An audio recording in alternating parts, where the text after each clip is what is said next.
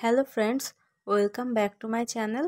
আজকে খুব মজাদার একটা গ্রিন সসের রেসিপি শেয়ার করছি। একটা মিক্সিং জারে 1 কাপ পরিমাণ নিয়েছি ধনিয়া পাতা। এর সাথে দিচ্ছি হাফ কাপ পরিমাণ পুদিনা পাতা। পুদিনা পাতার স্মেল অনেক স্ট্রং হয়, তার কারণে ধনিয়া পাতার অর্ধেকটা দিয়েছি। এর মধ্যে দিয়ে দিলাম 4টা কাঁচামরিচ।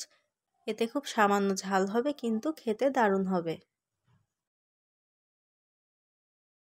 আরও দিচ্ছি হাফ ইঞ্চি পরিমাণ আদার কুচি। পেস্টটাকে ভালোভাবে মিহি করার জন্য দিয়ে দিলাম 1/4 কাপ পরিমাণ পানি। এরপর খুব ভালোভাবে ব্লেন্ড করে নেব। ব্লেন্ড করার পরের অবস্থা দেখতেই পাচ্ছেন, মিহি পেস্ট করে নিয়েছি। একটা বাটিতে 1.5 টেবিল চামচ পরিমাণ ধনিয়া পাতার পেস্ট নিয়ে নিলাম। এর মধ্যে দিচ্ছি 2 টেবিল চামচ পরিমাণ লেবুর রস। আরও দিচ্ছি 1 টেবিল চামচ পরিমাণ টক দই। এটা পানি ঝরানো টক দই। আরও দিয়েছি স্বাদমতো লবণ। এরপর খুব ভালোভাবে মিশিয়ে নিচ্ছি।